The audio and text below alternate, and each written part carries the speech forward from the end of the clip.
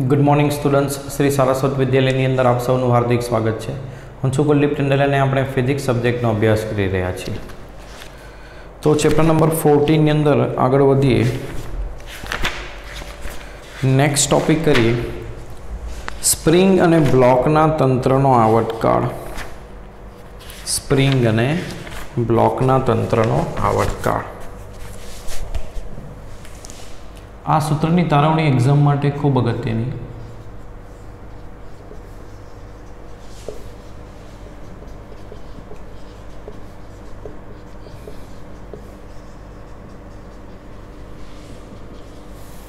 तो धारो कि आपणे एक लीसी सपाटी पर स्प्रिंग साथे एक ब्लॉक लगावीने मूक्यो छे। आ ब्लॉक जे शरूआतनी स्थिति है एने कहेवाय मध्यमान स्थिति। हवे ब्लॉक ने आपणे अहींथी खेंचीए अने ज्यां आगळ लई जईए ए एनो कंप विस्तार बने। त्यांथी एने छोड़ी दईए तो शुं थशे? स्प्रिंग एटला कंप विस्तारथी आ सपाटी उपर दोलन करशे। तो अहीं आगळ स्प्रिंग पर लागतुं बळ कयुं हशे? तो स्प्रिंग में ब्लॉक पर लागतुं बळ कयुं हशे? तो स्प्रिंग में उद्भवतुं पुनर्स्थापक बळ। तो अहींया ब्लॉक पर लागतुं बळ ए आपणे स्प्रिंग में उद्भवतुं पुनर्स्थापक बळ लई शकीए। बळ बराबर शुं थशे? दळ गुणिया प्रवेग। तो प्रवेग बराबर आवशे -k/m × x। हवे आ प्रवेग ए -x ना समप्रमाण में होवाथी ब्लॉकनी गति केवी थशे?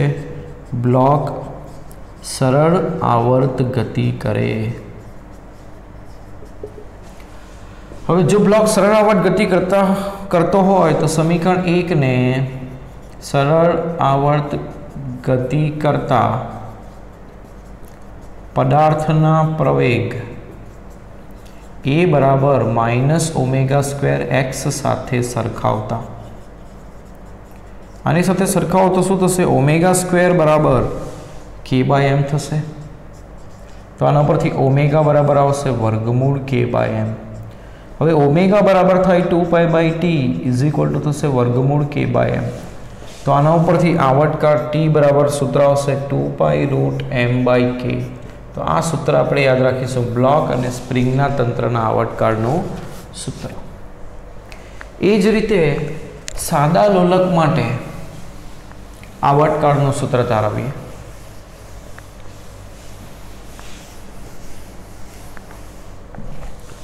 सादू लोलक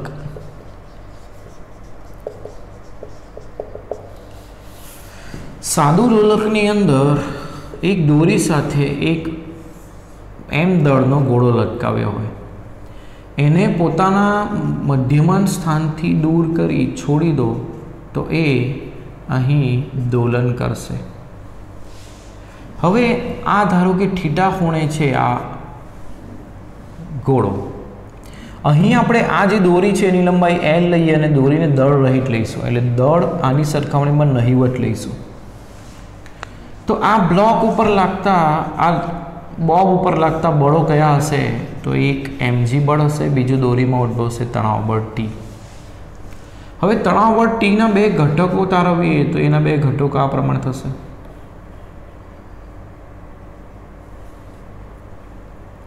ब्लॉक में उद्भव से तनाव बल T और नीचे हशे वजन बल mg।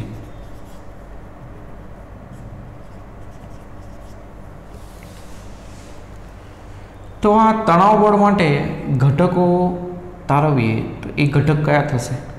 हवे तनाव बल माटे नहीं पण आ वजन बल माटे घटक तारवीए तो एना बे घटको आ रीते थशे।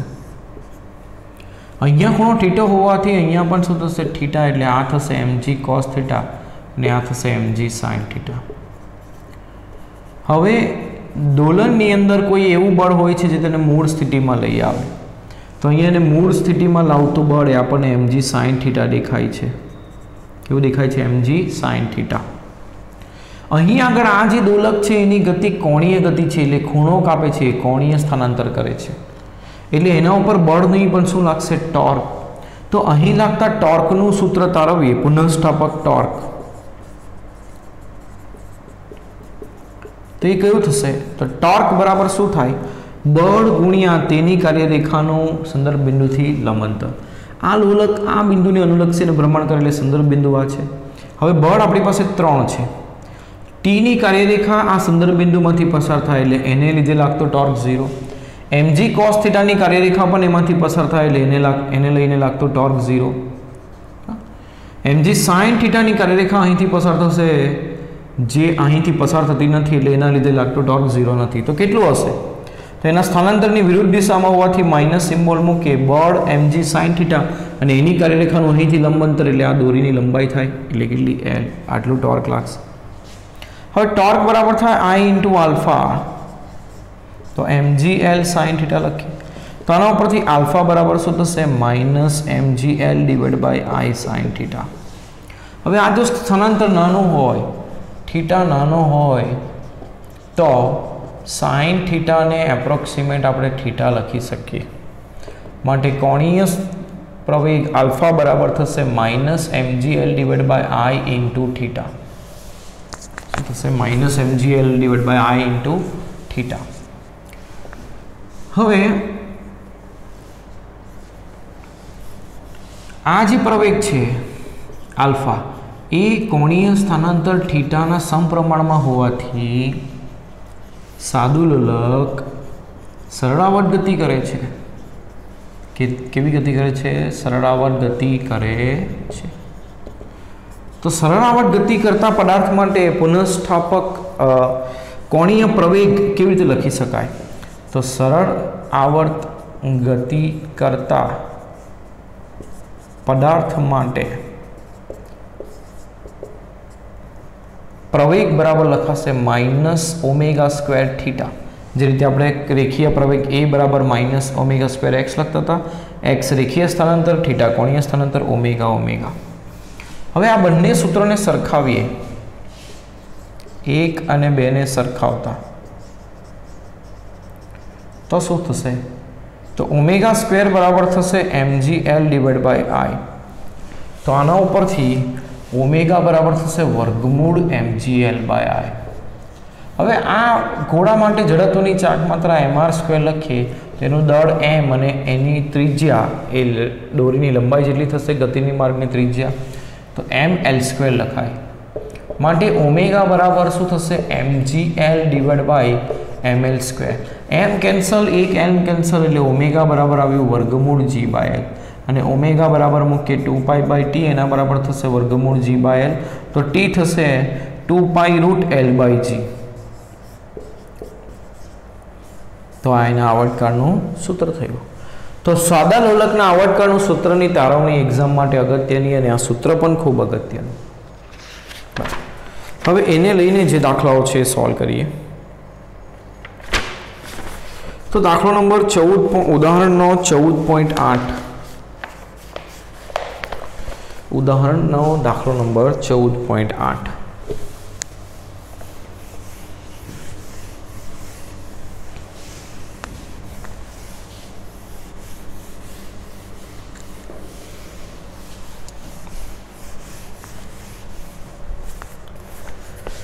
એક 500 ન્યૂટન પ્રતિ મીટર સ્પ્રિંગ અચળાંક ધરાવતી સ્પ્રિંગની સાથે 5 કિલોગ્રામનો કોલર જોડાયેલો છે, એટલે પટ્ટો જોડાયેલો છે. તો સ્પ્રિંગ માટે કે છે 500 ન્યૂટન પ્રતિ મીટર.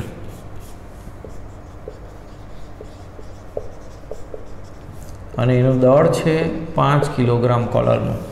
તે ઘર્ષણ વગર સમશીલિત સળિયા પર સરકે છે. આ કોલર તેના સંતુલન સ્થાનેથી 10 સેન્ટીમીટર સ્થાનાંતરિત થઈ મુક્ત થાય છે.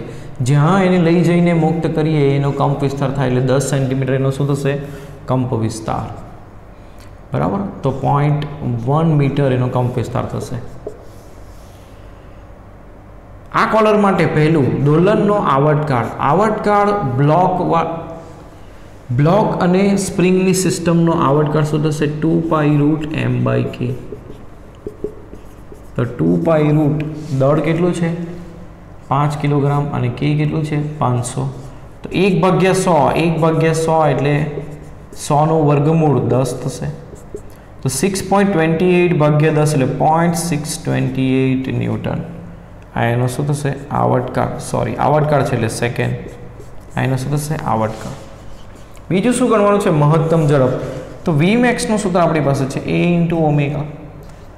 તો ઓમેગા આપણી પાસે નથી, પરંતુ આપણે k બરાબર m ઓમેગા સ્ક્વેર સૂત્ર ઉપરથી ઓમેગા બરાબર રૂટ k બાય m મૂકી શકીએ.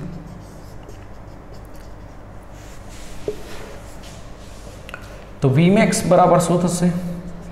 a કેટલું છે 0.1, k કેટલું છે 500 ભાગ્યા m કેટલું છે 5, 100 નું વર્ગમૂળ 10, 10 ગુણ્યા પોઈન્ટ એટલે 1 મીટર પ્રતિ સેકન્ડ થશે મહત્તમ ઝડપ. બીજું શોધવાનું છે c મહત્તમ પ્રવેગ. a મેક્સ નું સૂત્ર a ઓમેગા સ્ક્વેર.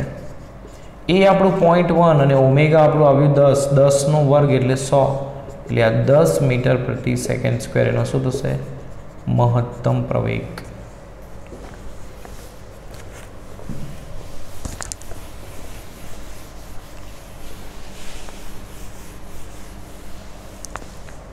એના પછીનું ઉદાહરણ જોઈએ તો એ છે ઉદાહરણ નંબર 14.9, જે દર સેકન્ડ ટીક કરે એવા સાદા લોલકની લંબાઈ કેટલી થશે? દર સેકન્ડ ટીક કરે એટલે અહીંથી અહીં ગયું, ટીક કર્યું, અહીંથી ફરી પાછું આવ્યું, ટીક કર્યું, એટલે એનો આવર્તકાળ કેટલો થાય? અહીંથી અહીં જતા લાગતો સમય 1 સેકન્ડ, બીજો 1 સેકન્ડ, એટલે આવર્તકાળ થશે 2 સેકન્ડ. આવર્તકાળ કેટલું થશે? 2 સેકન્ડ. બરાબર.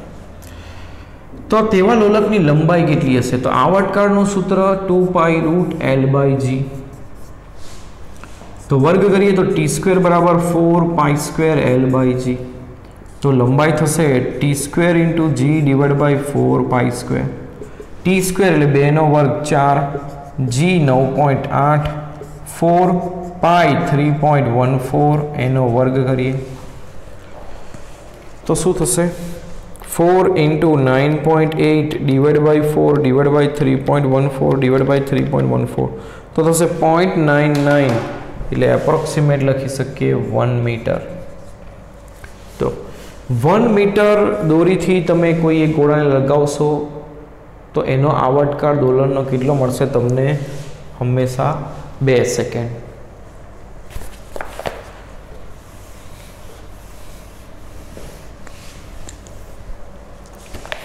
સ્વાધ્યાયના પ્રશ્નો જોઈએ આ ટોપિકને રિલેટેડ.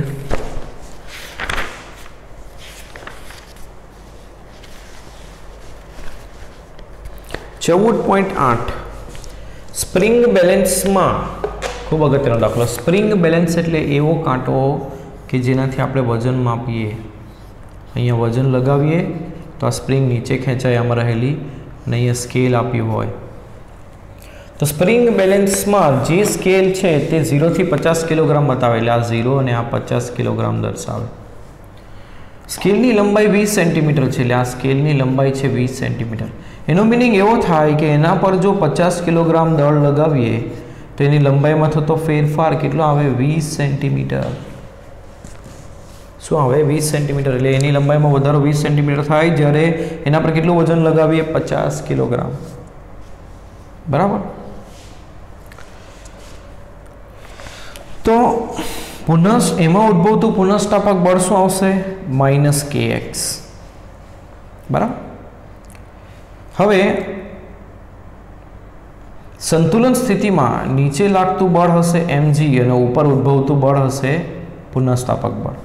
તો સંતુલન સ્થિતિની અંદર આ બંને બળ સરખા થશે.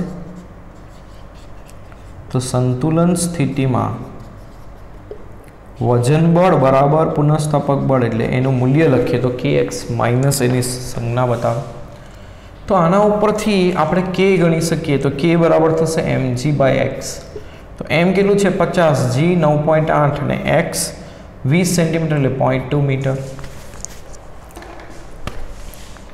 50 ગુણ્યા 9.8 ડિવાઇડ બાય 0.2, તો 2450 ન્યૂટન પ્રતિ મીટર. આ એનો શું થશે? k થશે. તો ઇનડિરેક્ટ આપણે k શોધવા માટે આપણને આ ડેટા આપ્યો હતો. આ કાંટા પર લટકાવવામાં આવેલ એક પદાર્થને સ્થાનાંતરિત કરીને મુક્ત કરવામાં આવે તો તેને 0.6 સેકન્ડના આવર્તકાળ સાથે દોલિત થાય, એટલે આવર્તકાળ કેટલો આપે છે? 0.6 સેકન્ડ. તો આ પદાર્થનું વજન, જે લગાવેલ વજન છે એ કેટલું હશે? તો t બરાબર 2π રૂટ m બાય k. એટલા માટે પહેલા આપણે k શોધ્યો, કારણ કે k ની જરૂર પડે. તો t સ્ક્વેર બરાબર શું થશે? 4π સ્ક્વેર m બાય k. तो आना परथी वजन m बराबर शुं थशे k t² / 4π²।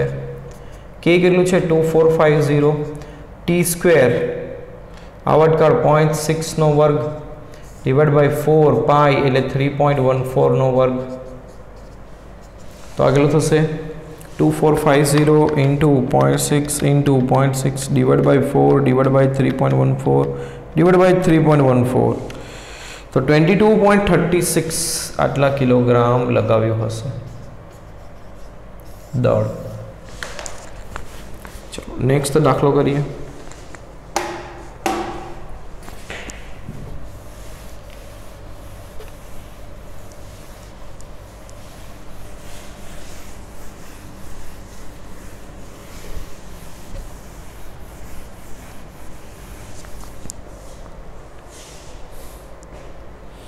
आकृति में दर्शाव्या प्रमाणे 1200 न्यूटन प्रति मीटर नो स्प्रिंग अचळांक धरावती एक स्प्रिंग ने एक समशीतोष्ण टेबल पर गोठवेल छे એટલે કે કેટલું છે 1200 ન્यूटन प्रति मीटर। आ स्प्रिंग ना मुक्त छेड़ा पर 3 किलोग्राम वजन કેટલું लगाव्યું છે 3 किलोग्राम।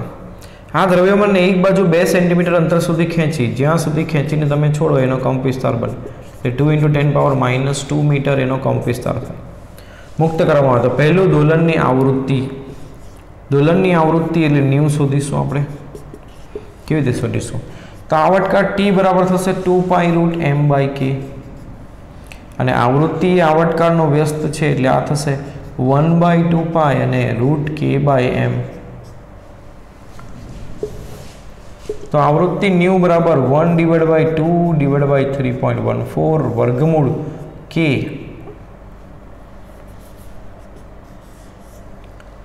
1200 / m 3 तो आ 400 थशे 400 નું વર્ગમૂળ 20 થશે તો 20/2 × 3.14 એટલે 10/3.14 કરો એ આપણો જવાબ થશે તો 10/3.14 તો થશે 3.18 હર્ટ્ઝ।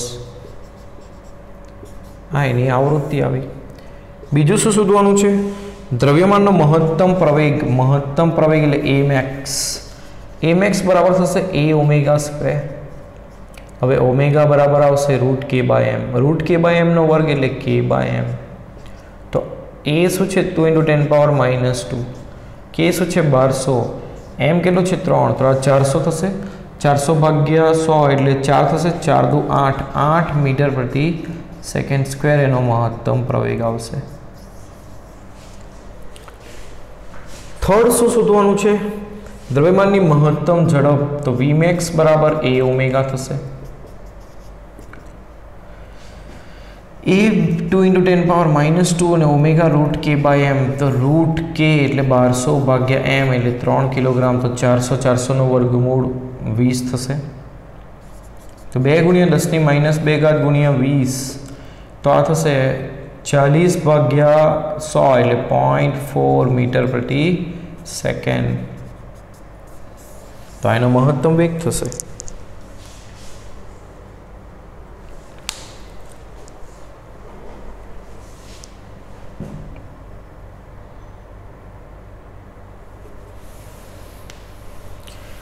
(14.10) ની અંદર કીધું છે 8 દાખલાને ધ્યાનમાં લઈને આપણે સ્પ્રિંગ ના ખેંચાયેલી હોય ત્યારની દ્રવ્યમાનની સ્થિતિને x બરાબર 0 લઈને એટલે કે એને મધ્યમાન સ્થિતિ તરીકે લઈએ અને ડાબાથી જમણી તરફની દિશાને ધન x દિશા તરીકે લઈએ અને ડોલન કરતા દ્રવ્યમાન આપણે જ્યારે સ્ટોપવોચ શરૂ કરીએ તે ક્ષણે આ દ્રવ્યમાન મધ્યમાન સ્થાને હોય મધ્યમાન મહત્તમ ખેંચાયેલી સ્થિતિ પર હોય અને મહત્તમ સંકોચિત સ્થિતિ હોય તે કિસ્સા માટે xt વિધેય તરીકે દર્શાવો। સરળ આવર્ત ગતિ માટેના આ વિધેય આવૃત્તિમાં કંપ વિસ્તારોને પ્રારંભિક કરવામાં બીજા કરતાં કેવી રીતે અલગ પડે છે तो आ सवाल अंदर आज उदाहरण ध्यान में लेवानुं छे पण कीधुं छे के अहीं ज्यारे ब्लॉक मध्यमन स्थाने होय एने x बराबर 0 लो खेंचायेलो न होय त्यारे खेंचो एटले ए आवशे x बराबर +a आगळ केम +a लीधुं आ स्थानने कारण के धन x दिशा आ दिशा लीधी छे डाबाथी जमणी तरफनी दिशाने धन x लीधी छे तो अहींयानुं स्थान हशे -a। હવે એને ક્યાંથી છોડવાનું એ કીધું છે તો પહેલું છોડવાનું છે મધ્યમાન સ્થાનથી અહીંથી છોડો એટલે આમ જશે એટલે 0 થી मध्यमान स्थान थी छोड़ो એટલે અહીંથી તમે છોડો એટલે આમ આવશે। तो 0 थी गयो a पर, a थी आव्यो 0 पर, 0 थी माइनस a पर, એટલે 0 a 0 माइनस a 0 આવા મૂલ્યો શેમાં આવે? તો સાઇન વિધેયની અંદર આવે। શેની અંદર આવે? સાઇન વિધેયની અંદર। તો પહેલું વિધેય સાઇન વિધેય હશે એટલે આની અંદર x ઓફ t બરાબર વિધેય શું લખી શકીએ? a કેટલું છે? 2 સેન્ટીમીટર, અથવા તો મીટરમાં લખીએ તો 0.02 metre sine omega t. Omega કેટલું આવશે? તો ઓમેગા શોધવું પડશે। તો આપણે એની અંદર આવૃત્તિ શોધી। તો આગળના પ્રશ્નની અંદર આપણે આવૃત્તિ શોધી, એ આવી 3.2 હર્ટ્ઝ। તો આના પરથી ઓમેગા બરાબર થશે 2 પાઈ ન્યૂ। તો 2 પાઈ 3.14 ઇન્ટુ 3.2 કરીએ તો જવાબ શું થશે? 3.2 ઇન્ટુ 3.14 ઇન્ટુ 2 કરીએ તો જવાબ થશે 20 રેડિયન પ્રતિ સેકન્ડ। એટલે ઓમેગા લખવું હોય તો અહીંયા લખશું ઓમેગા ટી એટલે 20 ટી આટલા મીટર। બીજામાં શું કીધું છે? ક્યાંથી છોડવાનું છે? મહત્તમ ખેંચાયેલી સ્થિતિ પર, એટલે અહીંથી। તો એની કિંમત કેવી રીતે બદલાશે? a 0 માઇનસ a 0 a એટલે આ રીતે બદલાશે a 0 માઇનસ a 0 a એટલે આ કોના ગ્રાફ થયો? કોસનો। એટલે x ઓફ t બરાબર અહીં લખાશે 0.02 cos ઓમેગા ટી એટલે 20 ટી। ત્રીજું, મહત્તમ સંકોચિત સ્થિતિ પર એટલે માઇનસ a પર હોય।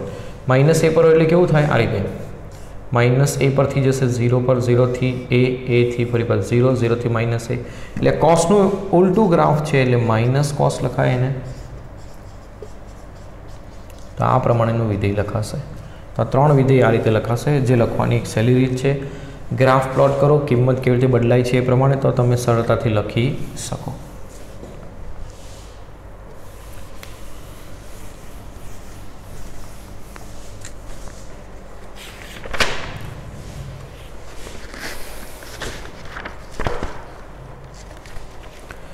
चौद पॉइंट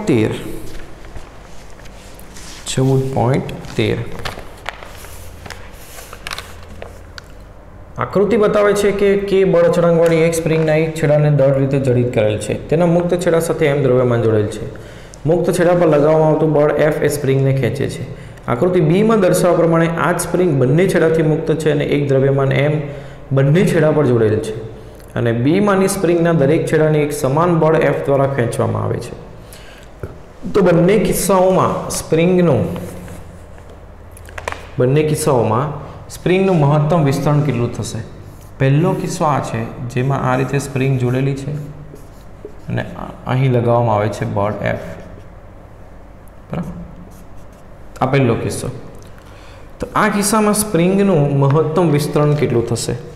હવે આના પર લગાવવામાં આવતું બળ એના લીધે જો x સ્થાનાંતર થતું હોય તો F = F નું મૂલ્ય લખો તો શું લખાય? kx। તો એનું મહત્તમ સ્થાનાંતર x બરાબર શું થશે? F/k। F/k એનું મૂલ્ય છે એટલે F લખી શકો। બીજા કિસ્સાની વાત કરીએ તો શું થશે? તો બીજા કિસ્સામાં બંને તરફ બળ લગાવવામાં આવે છે। શું કરવામાં આવે છે? બંને તરફ બળ લગાવવામાં આવે છે।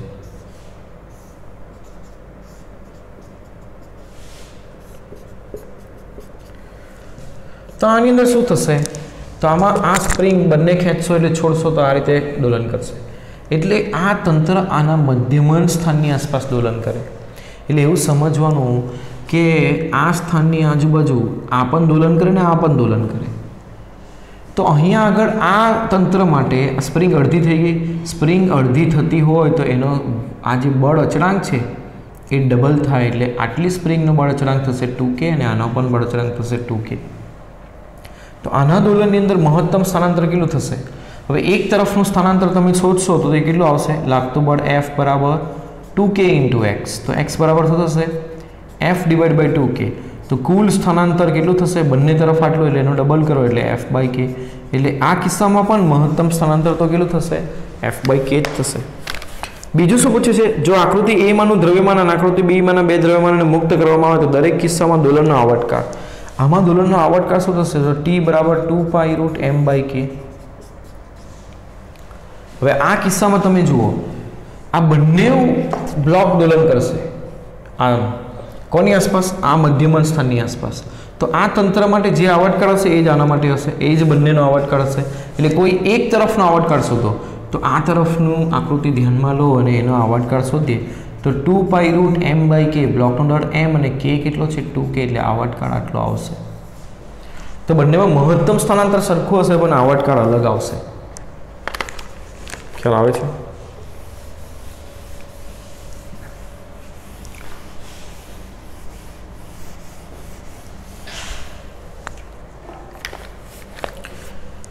નેક્સ્ટ 14.14, એક એન્જિનના સિલિન્ડર હેડમાં પિસ્ટન 1 મીટરનો સ્ટ્રોક એટલે કંપ વિસ્તાર કરતાં બમણો, એટલે તો કંપ વિસ્તાર કેટલો થશે? આનો અડધો 1/2 મીટર ધરાવે છે. પિસ્ટન આટલી કોણીય આવૃત્તિ સાથે સરળાવટ ગતિ કરે છે, 200 રેડિયન પ્રતિ મીટર. રેડિયન પ્રતિ મિનિટ છે, તો પ્રતિ સેકન્ડમાં, તો મિનિટમાં જ રાખે તો જવાબ પણ આગળનો મિનિટમાં આવશે. તો તેની મહત્તમ ઝડપ કેટલી થશે? તો Vmax = a ઓમેગા, તો 1/2 × 200 મીટર પ્રતિ મિનિટ આવશે. તો આ 100 મીટર પ્રતિ મિનિટ જવાબ થશે.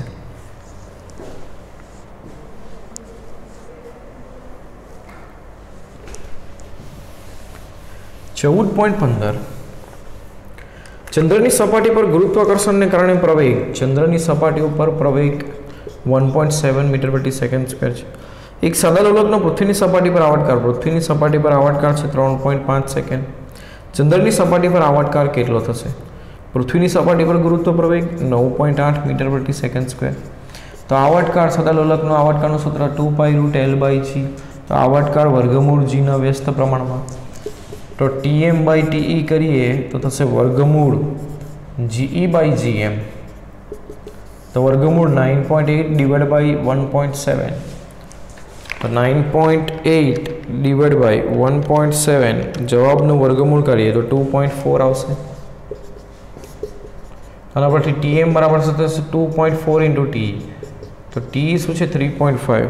તો ઇન્ટુ 3.5 કરીએ તો જવાબ થશે 8.4 સેકન્ડ. એટલે સાદા લોલકનો આવર્તકાળ ચંદ્ર ઉપર થશે 8.4 સેકન્ડ.